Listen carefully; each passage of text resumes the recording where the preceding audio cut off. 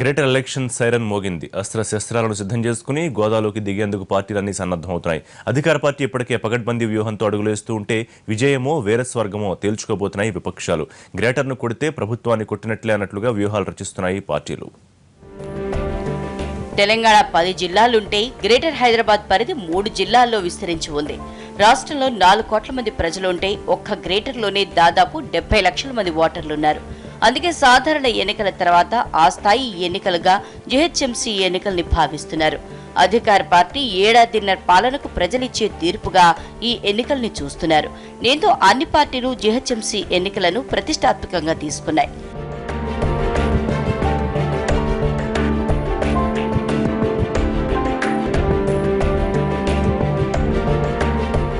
రిజర్వేషన్ల ప్రక్రియ ముగిసి షెడ్యూల్ రావడంతో ఇక అన్ని పార్టీలు అభ్యర్థుల ఎంపికలో బిజీ అయ్యాయి.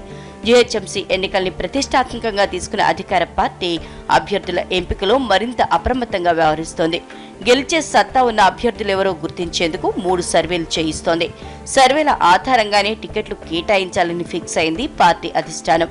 150 డివిజన్లకు గాను ఇప్పటికే 60కి పైగా డివిజన్లలో అభ్యర్థులను ఖరారు చేసినట్లుగా తెలుస్తోంది. నేడు రేపు 42 నుంచి 45 మంది అభ్యర్థులతో తొలి జాబితా ప్రకటించే అవకాశాలున్నాయి. గెలిచే సత్తా ఉంటే పార్టీలో కొత్తగా చేరిన వారికైనా టికెట్ ఇస్తామని చెప్తున్నారు పార్టీ నేతలు. దీంతో టీఆర్ఎస్ గ్రేటర్ జాబితా పాత కొత్త కలయికతో ఉండబోతోంది. కేసీఆర్ లక్కీ నెంబర్ 6 వచ్చేలా అభ్యర్థుల జాబితా ప్రకటన ఉండే అవకాశాలున్నాయి.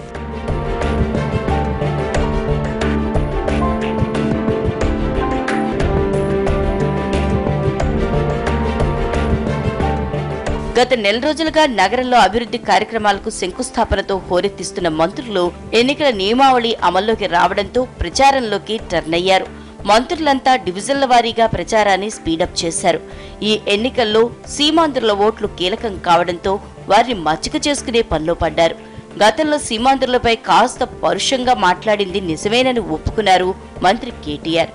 అయితే అప్పటి ఉద్యమ పరిస్థితుల్లో భాగంగా అన్న మాటలే తప్ప ఎవరికీ చెడు చేసే ఉద్దేశం తమకు లేదన్నారు. తెలంగాణ ఉద్యమం తారాస్థాయిలో ఉన్నప్పుడు కొన్ని మాటలు కొన్ని సందర్భంగా పరుషంగా మాట్లాడవచ్చు. దానిలో ఆనాడు మాట్లాడిన మాటల విషయంలో కూడా మేము ఆనాడు గట్టిగానే మా ప్రయత్నాలు చేసినాం. చాలా సందర్భాల్లో అవతల వారు మాట్లాడినప్పుడు మేము మాట్లాడుండవచ్చు. రెండోది ఇంకో మాట ఏమంటే మాటల తూటాలు ఆనాడు మా మీద పెళ్ళినాయి, మేము కూడా పేల్చాం. కాబట్టి ప్రజలకు ఆ విజ్ఞత. ఇక కలిసి పోటీ చేస్తున్న టీడీపీ, బీజేపీ ఎవరెన్ని డివిజన్లలో పోటీ చేయాలనే దానిపై మల్లగుల్లాలు పడుతున్నాయి. కేంద్ర మంత్రులు దత్తాత్రేయ, సుజనా చౌదరి ఆధ్వర్యంలో మంతనాలు జరుగుతున్నాయి. ఎవరెన్ని సీట్లలో అనే లెక్కలు పక్కన పెట్టి 2 పార్టీలో ఏ డివిజన్లో ఏ పార్టీకి బలముంది, ఏ పార్టీ అయితే గెలుస్తుందనేదే ప్రాతిపదికన తీసుకుని అభ్యర్థులను రంగంలోకి దింపాలని నిర్ణయించారు. సీట్ల సర్దుబాటు కోసం మరికొన్నిసార్లు భేటీ కావాలని 2 పార్టీల నేతలు నిర్ణయించారు. ప్రజా సమస్యల పరిష్కారమే లక్ష్యంగా రేపు ఉమ్మడి మేనిఫెస్టో తీసుకొచ్చేందుకు సిద్ధమవుతున్నారు. అటు వైపు నుంచి దత్తాత్రేయ కేంద్ర మంత్రి గారు, ఇటువైపు సుజనా చౌదరి గారు, ఇటు మేము తెలుగుదేశం పార్టీ ముఖ్య నాయకులందరూ కూర్చొని ఇందులో ఎన్నికలకు కావాల్సినటువంటి పలు కీలకమైనటువంటి అంశాలను కూడా చర్చించుకొని ఒక నిర్ణయంకి వచ్చేసి ఆచరణ పెట్టడం కొరకు ఈ ఒక కార్యక్రమం తెలియజేస్తాం. అన్ని కూర్చొని పడిన తర్వాత గతంలో ఉన్నటువంటి ఫలితాలు, నేడున్నటువంటి పరిస్థితులు, అన్ని వచ్చినటువంటి డీలిమిటేషన్ వచ్చినటువంటి పరిస్థితులు అవన్నింటినీ కూడా బేరీజు వేసుకొని గెలవగలిగేటువంటి అభ్యర్థులు ఉన్న చోట ప్రతి చోట కూడా 2 పార్టీలు అర్థం చేసుకొని పంచుకోవాలనేది మా యొక్క ఆలోచన. ఇక ప్రధాన ప్రతిపక్షంగా ఉన్న కాంగ్రెస్ కు మాత్రం ఈ ఎన్నికలు అగ్ని పరీక్షే. ప్రభుత్వ విధానాలు తప్పని వాదిస్తున్న కాంగ్రెస్ దాన్ని నిరూపించాలి అంటే గ్రేటర్లో గెలవాల్సిందే.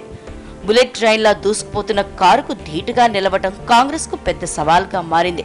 మిగిలిన పార్టీలన్నీ ఓ విడత ప్రచారం పూర్తి చేస్తే కాంగ్రెస్ మాత్రం గాంధీ భవన్లో సమీక్షలు, ప్రభుత్వంపై విమర్శలతోనే సరిపెడుతోంది. అయినా గెలుపు మాదేనంటూ ధీమాగా చెప్తున్నారు పార్టీ నేతలు.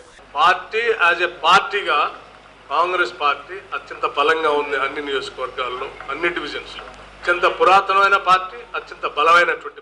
ఇలా ఎవరికి వారు ఎన్నికల్లో గెలుపు మాదేనంటూనే ప్రచార వ్యూహాల్లో తలమునకలవుతున్నారు.